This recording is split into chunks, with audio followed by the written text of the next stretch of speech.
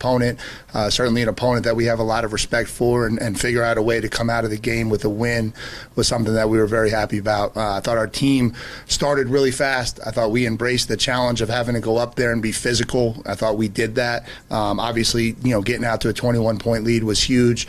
We knew they would keep coming, and they did, and they kept battling, and a lot of respect for their program.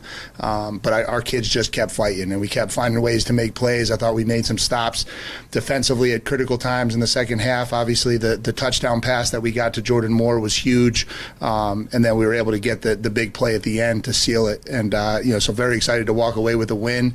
2-0 is a great thing for our program, but it's on to the next, and it'll kind of always be that mantra. A couple guys to just single out from the game. I thought Jalen Stinson obviously deserves some credit. Had a tremendous game. Was both our defensive player of the week and our special teams player of the week.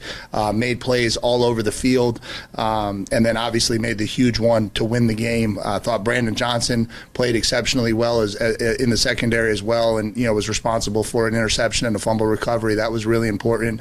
Jameon Franklin was our defensive lineman of the week. I thought he really did a good job controlling the line of scrimmage and helping us. We outrushed them 221 yards to 76, and that was something that we took a lot of pride in. Offensively, Jordan Waters was our player of the game. I thought he ran as hard as we've seen him run, and really it could have been either of the two backs. I thought Jalen Coleman did the same. I thought we finished runs and ran behind our pads the way we want our running backs to do that. And then overall in our offensive line, I thought we played exceptionally well. I thought we created space. I thought we opened holes. I thought we protected Riley really well. And Graham Barton was our offensive lineman of the week, but just across the board, I thought we got some really good performances out of our offensive line. Like I mentioned, Jalen Stinson was our special teams player of the week, did a really good job in coverage, and also we thought made a huge play on the sky kick that he came running up to start the second half and field, because I thought that was a little bit of a tricky kick that they put together. And so that's kind of wrapping up last week. Moving on to next week, obviously we've got a really good North Carolina A&T program coming in here. Obviously, anytime we get a chance to play an in-state program, that creates a little bit more buzz and a little bit more atmosphere, and so we're certainly excited to host them this week. Coach Washington has done a really good job with that program the last few years. Got a lot of respect for what we see on film. They're a very fast, very athletic team. Defensively, they're very similar to what we saw last week, and Coach Washington has been a defensive guy. They're a 4-down front. They're going to really make it hard for you to run the football. They're going to pack numbers into the box, and so we're going to have to really do a good job with our run schemes and creating movement up front. And then offensively, they kind of spread you out. They've got really good athletes. I think they've got a really talented running back. They've kind of been bouncing around 2 quarterbacks so far to this year, and so it'd be interesting to see kind of where they settle on that coming into our game. But obviously last year they took the opening drive and went 20 plays right down the field to take a 7-0 lead on us. So we've got a lot of respect for this team. Our focus is on the now, and it's on this game, and making sure that we get better every day and come out and play this week to our standard. And so that's our goal of the week and where we're trying to go. And so from there, I'll kind of open it up to questions. Kind of give an overall assessment of the defense through 2 weeks, because you had the shutout, give up some chunk plays last week, had some key penalties on defense. Just what are your thoughts on where that group is? Yeah, I think we're continuing to progress in a good direction for sure. I think we're giving up 11.5 points a game right now, and so that certainly is progress, and that's really the biggest thing that we're focused on with this group right now. This group, it's just keeping points off the scoreboard. That's a big emphasis to us, and so yards. Obviously, we don't want to give up a lot of yards. That's never the goal, but that's not going to be the end result thought process for this group with who we are and where we are right now. We want to keep people's points off the scoreboard. I think we've shown an ability to hold up run game defense. I think that's something that's been a huge emphasis. I thought from a physicality standpoint through 2 weeks we've done that. I think our run defense has been really good. I think for us to hold Northwestern to 2.2 yards a carry is really good. I think obviously the passing game elevated this past weekend. That was a much better passing game that we went up against, and obviously the whole kid presented a problem, and that was something we've got to do a better job with. I mean, we've got to be a little bit more sound in our assignments and what we're trying to do from an execution standpoint, and we've got to do a better job as coaches kind of getting us in better positions to be successful, and that's kind of the challenge this week is elevating that part of the defense. But I'm happy with how hard we're playing. I'm happy with how hard we're competing. We just got to make sure that we continue to work and get better every day. Mike, you mentioned Jordan Moore's big touchdown catch. Can you talk a little bit more about the wide receiver group, particularly Jalen Calhoun seems to be playing at a really high level right now. Can you just talk about that whole group? Yeah, I mean, I think we have weapons in that room, and obviously weapons are a huge part of the modern college football era. And so, Jalen's in a really good headspace right now. I'm just really happy with where he's at. He's competing every day. He's got a really good focus. He's obviously extremely athletic. He always has been. He's gone out and he's made big-time plays for us in the game. I thought Eli Pankel's big catch was huge, and he's provided that for us both weeks. He's gone out and made some really heavy contested catches. Jordan Moore, obviously, Samir Hagans has shown up a little bit more week 1 than week 2, but he's been a guy who's been out there for us, and John Tavis Robertson and Darryl Harding are providing us quality snaps. And so we feel like we've got 6 in that room right now that can really go out and be productive and help us. Piggybacking on Jim's question, are you at all surprised with how quickly, at least to the naked eye, that Jordan has adjusted to that position? Yeah, yes and no. I mean, sure, you never know what it's going to look like, and we even talked about it. Like, we were nervous the first day because you have this tremendous athlete, and now he's going to go out at wide receiver, and we've all seen that not translate, right? And you didn't know what it was going to look like, but it took us probably about 3 minutes to realize he was going to transition smooth, and then you put in the fact that he's a tremendous character kid, and he's such a hard worker that you just know he's going to get better every time he goes out to practice. And he still obviously has a lot to work on and improve just from the techniques and the everyday understanding of being a wide receiver. But he'll continue to work and he'll continue to get better. And I think each week you'll see a different product and a little bit better product. You mentioned high character. He could have sulked after being told he wasn't starting quarterback. He didn't do that. He embraced the opportunity. Yeah, I mean, he could have transferred, right? I mean, that's what 90% of kids seem to want to do nowadays when these things don't go exactly the way they write them up. And that's just kind of the world we live in now.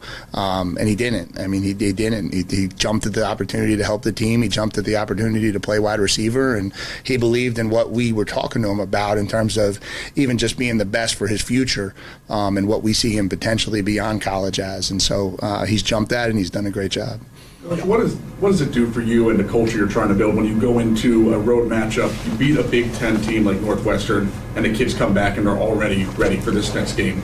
Yeah, I mean, I think that's what we want to be. I think we started that in the press conference with the whole conversation about how important the now was. And the reason why that is part of our acronym is because that's the only thing that's ever going to matter, right? You could just look around college football every single weekend and realize that if you don't stay focused on the task at hand, it's very hard to have success. That's just the nature of college football today.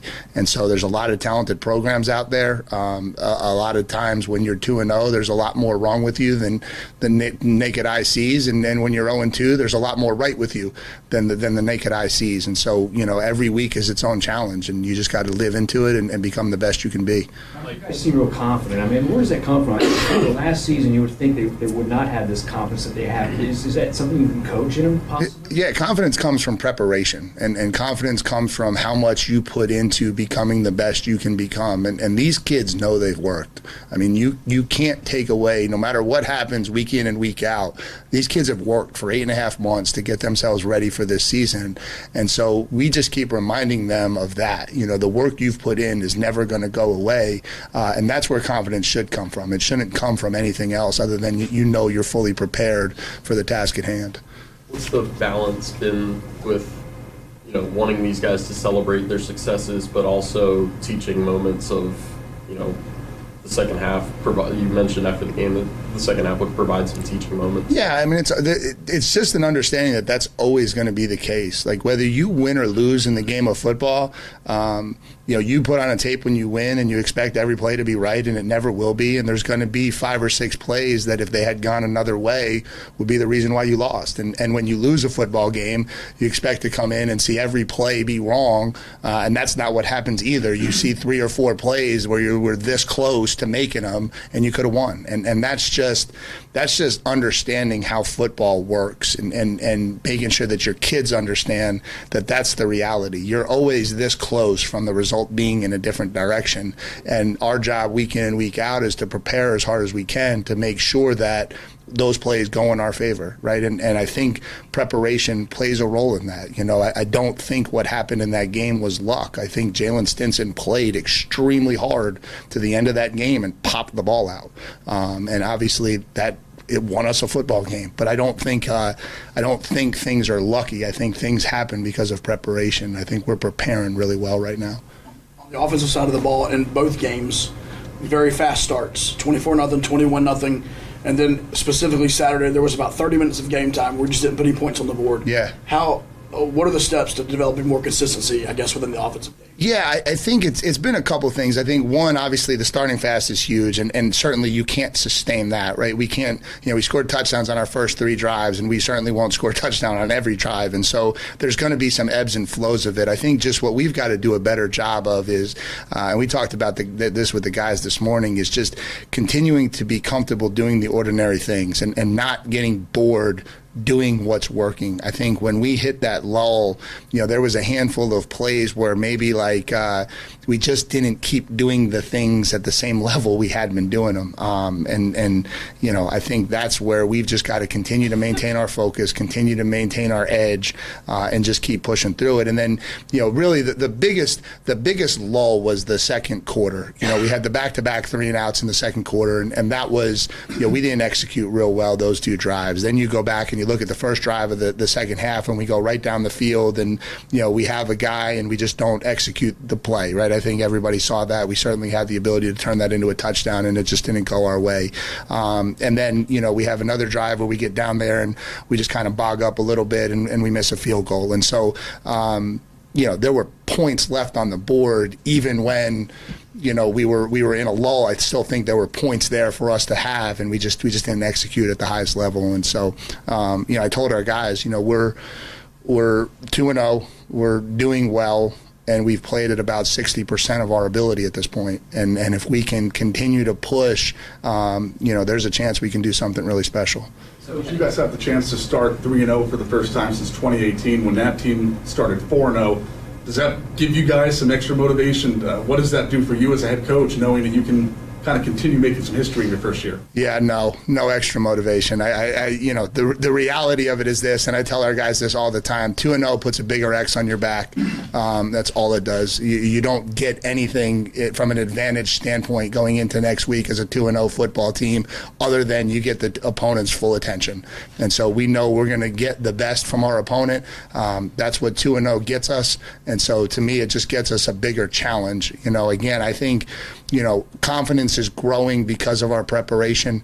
That's important, and I'm excited for that. I think belief is growing in our program of what we're capable of becoming. I think that's exciting. Those are the things that I spend more time focusing on. Those are the things that I think are really tangible ways that we can become a better team. At the same time, though, 2-0, does that kind of help those around you outside the program here on campus buy in? And how important is that to try to get, the community, the Duke community, to? Yeah, I think that part for sure. I think as we try to sell what Duke football can become in the community, on campus, in the Durham area, I think every success we have is critical. And so to that respect, for sure, 2-0 is not lost on me. I know that was a huge win from a momentum standpoint for our recruiting. It's for our program. It's a huge win from a recruiting standpoint to go on the road and win that football game. So there are certainly pieces of it for sure that are really, really important. We just try to keep that stuff out of the locker room, right? There's 2 different elements of this thing that we're trying to balance. Heading into the A&T. Go ahead. So heading into the A&T game, like you said, kind of playing in-state games always means more, especially as a program based in North Carolina. What's one big thing you're kind of hoping to carry over from the Northwestern game that you're hoping to see from the boys. Yeah, I mean, we want to continue to start fast. I mean, I think that's the thing that we have done well in both games. I think we've come out of the blocks and started fast. I think we've played our standard of football at a really high level to start each of the first two games. Now what we've got to be able to do is come out, start fast, have success, and then sustain it. And that's the challenge, and that's what we're working on. But obviously I would love to continue to start fast. I think that's obviously from an advantage standpoint what we'd like to continue to do. You mentioned run defense. We obviously expected Dwayne Carter to be a force inside, but Jameon Franklin has really stepped up in a big way. What's he done to take that step and be a force inside? Yeah, I mean, I think he's in a much better physical shape than he's ever been in. I mean, he's dropped 20 pounds from when we got here. He's training at a really high level. He's practicing really hard. I knew he was talented from high school. I recruited him and signed him at Notre Dame. And so we always believed he was a talented player. I think we just kind of got back the best version of him, and I think you're starting to see that on the field right now. Offensive line heading into the Northwestern game. A lot of talk about Northwestern's offensive line. Looking at the numbers from Saturday, Duke's offensive line, do you think they took that personally? Specifically, just thinking about like Jordan's long touchdown, John Jalot with like an incredible block. Did they take that personally? I think they took that very personally. Yeah, I really do. And then I think we made sure we reminded of them it quite a bunch. No, it's no disrespect to anybody, but we want to pride ourselves on being a physical football team. We practice really hard. You guys have been out there. Our practices have become a lot more physical. We want that to be something we can hang our hat on. And so obviously I think we knew that was the rhetoric, right? We knew that the reason why people thought we were a 2-touchdown underdog is because we wouldn't be able to go up there and match a Big Ten team's physicality. And so, yeah, we took that personal. Of course we did. How did you feel John played his first game? He was good. It's good to get rotation. I think that's one of the things that, having John back, we're able to get more rotation, and that's something we want to be about. I think we're going to be at our best when we're able to play fresh. And we've got it going in the backfield. We've got it going at wide receiver. We've got to continue to get that going on the offensive line, and having John back gave us a solid 7-man group that we were able to go out there with. And, just as you talk through that group, like some of the Jacob Monk's flexibility to be able to play guard and center is really important to us. Jack Burns' flexibility to be able to play guard and center is really important to us. That allows us to really maximize what we're trying to do. And then obviously being able to rotate, John with Dre Harris and with Graham, and it just keeps everybody playing at a better level because they're fresher as they go through the game. And then I think it allows them to sustain over a 12-game season a lot more because hopefully you don't have that burnout from the snap count. Speaking of snap counts, the defensive snap counts are really high, and they're going to be high when the other team runs 100 plays, but were some of those a little higher than you would have liked to see, or was it necessary? No, no, we didn't want to be there. Obviously, I think it was a really interesting game because the way the first half played out, I don't think I would change it, but it just was an awkward one from a snap count standpoint. We went out and we scored really fast, and we didn't really have these long methodical drives. Like we were able to kind of go down the field and score, and then we had the back-to-back 3-and-outs. So really, we had 5 fairly short drives on offense, 3 that resulted in touchdowns, right? And so that's a good half of football, but they weren't long drives. And then defensively, we really did a good job of limiting explosive plays, but we didn't do a great job of getting off the field. And so I felt it building on the sideline. And when I got in at halftime, I think it was like 46-23, I think is what the snap count was at halftime. And so we challenged our defensive guys in the locker room at halftime because we knew where it was going. And it just was like, hey, listen, this is what we trained for. This is what the summers were about. Like this thing might get up to 100 and we're just going to have to go. And we don't have a choice and we're going to have to go. And I don't know that there was anything we could have really done. We tried to manage the clock a little bit in the second half on offense to try to help, but we knew part of our advantage was playing a little bit faster. And so there was just a little bit of a balance that we were trying to find, but it was not what we wanted for sure, but it was something I think we bought into and overcame. 2 games in now for you as a head coach, have there been any adjustments you've had to make? any curveballs along the way for you? Sure, a whole bunch of them. But I've learned how to function on the sideline through 2 games. That's been good so far. I've kind of apologized to the ref crew in advance for me getting in anyone's way, and I haven't tripped anyone up. I haven't fallen yet, so that's been good.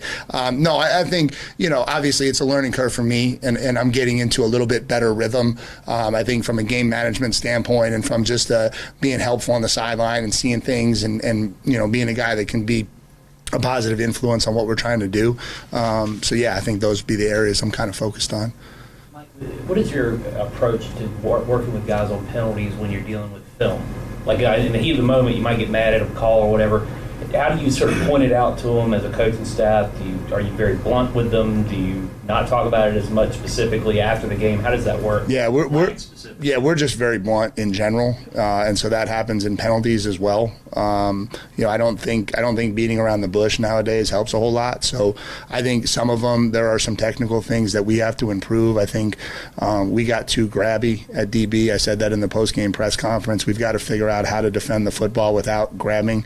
I think we still kind of panic a little bit at times when the ball's in the air, and I think we just got to learn how to have poise through the finish. I thought we covered well for the most part at secondary. I thought we had more problems internally with the running back and the tight end than we did covering in the secondary.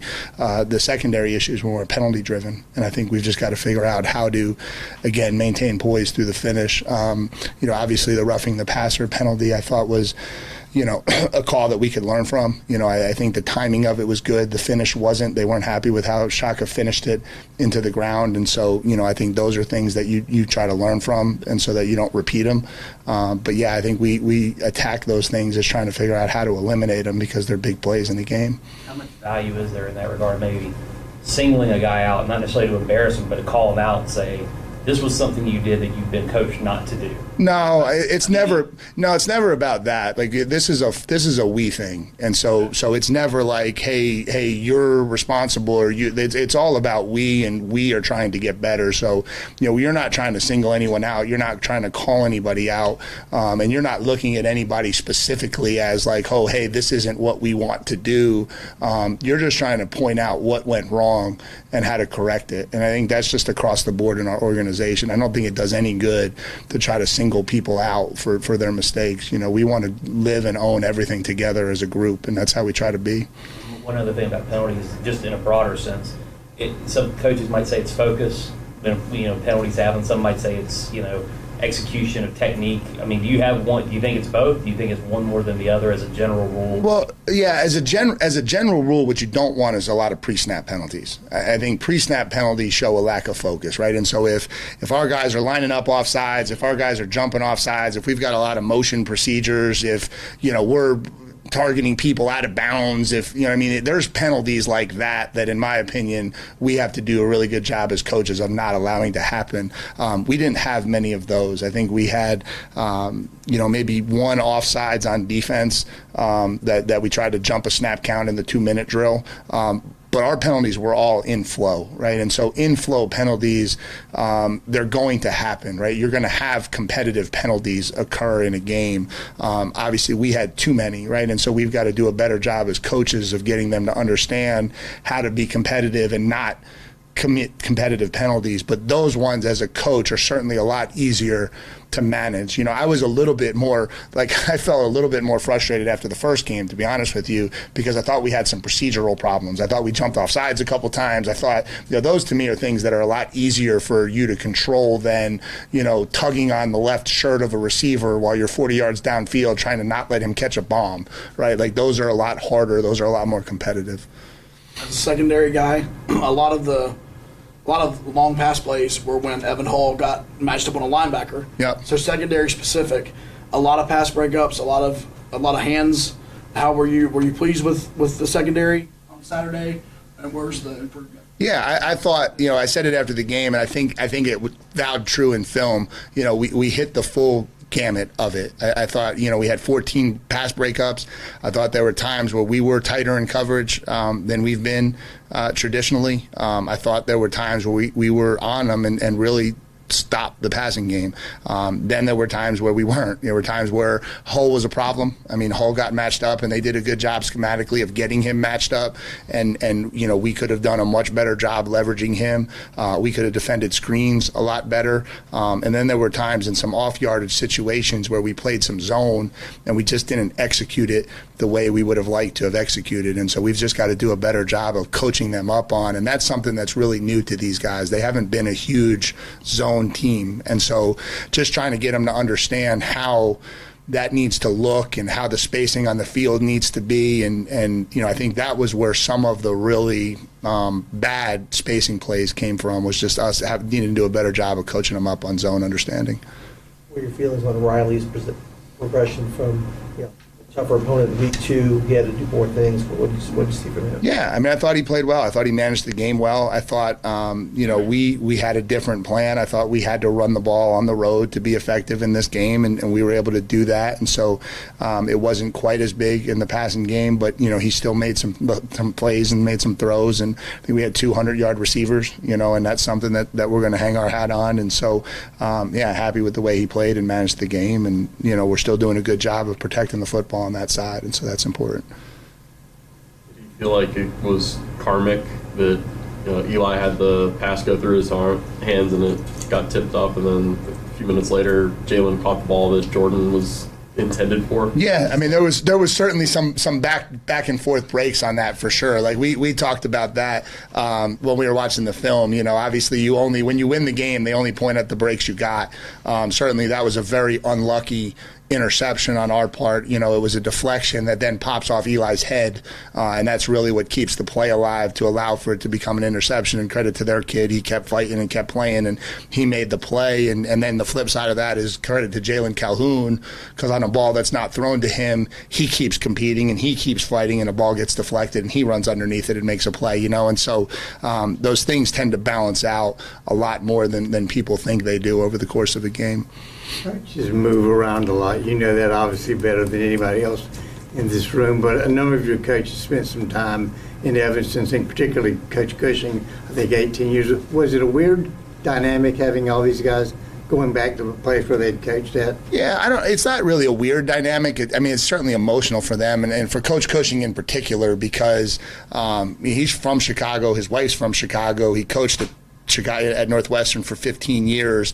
He was there when the program got started with Coach Fitz and was there all the way through the development of it. So I'm sure he had a lot of emotions going through it. And then I know that John's family got together and started when Coach Johns was coaching at Northwestern, and then Coach Dougherty was a GA up there at Northwestern. And so whenever you go back, there's a sentimental feeling, but it doesn't really affect the program as much as it affects those individuals.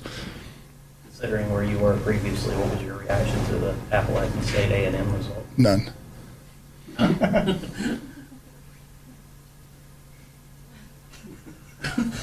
Good? All right.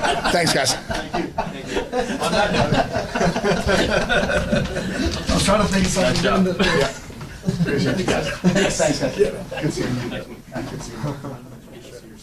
I did, yeah. So I got to see him after the game for a little while, and then he's moving in currently as we speak. FS1 made sure to get a video of him on the sideline. Did they get him?